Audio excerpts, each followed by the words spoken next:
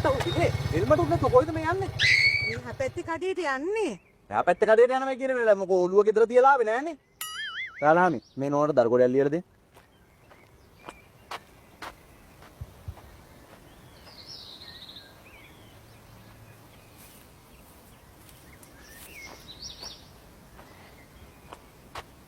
මේ ගෑනුණා හදන්න බෑනේ සර්.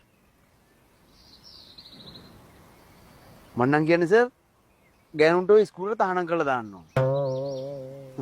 මුන් පාරයක් දැනිතේ උන් පරාන බය ඉන්නේ බෑ. හෙල්මට් එකක් නෑ. දැක්කනේ ආපුවේම තා පොඩ්ඩේ සර් ඉවරයිනේ. ඔන්න ෂේප් එකක් දාගන්න ඉන්නේ. තදට ඉන්න සර්. තදට ඉන්න හොඳේ. නඩ ගැහුවා නම් දඩේ ගෙවන එකයි ඇත්තේ. අම්මට උඩු මේ බලපන්කෝ සර්. පේන්නේ නැද්ද මේ පොලිසිය නිලධාරියෙක් කියලා? අරතර මේ නිලැඳුමට ඔක් කරගන්න දන්නේ නැද්ද? නිතර පොලිසියෙන් ගහනද පොලිසියෙන් ගහනද දන්නේ නැහනේ. නැත්තමකෝ. ඔය තියනේ.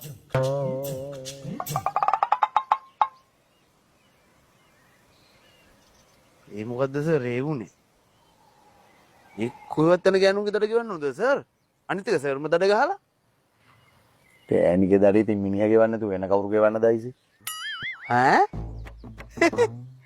ඒ සර්ගේ ගේනිද? සර්ගේ නෝනද?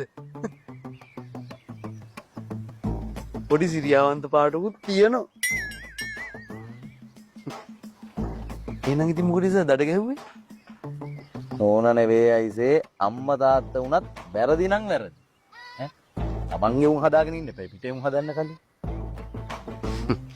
ඒ වුණාට සර් සාමාන්‍ය උගේ අනිත් ඇත්තනේ වෙන්නේ. බලපුලුවන් කාර්යය තමන්ගේ කා මිනී මැරුවද හොරගම් කරුවද මංකොල්ල කෑවද නැහැ. වැඩේට ගහලා තමන්ගේ කසුද්ද කරගන්න තමයි බලන්නේ. තමන්ට පුළුවන් කාලේ එහෙම යට ගැහුවා වගේ නෙවෙයි අයිසේ උඩ එන කාලෙට ආයි එන්නේ රෙදි ගලවගෙන. ඒ නිසා එහෙම දේවල් නොකර සාධාරණව ජීවත් වෙන එක තමයි ඇඟට ගුණ.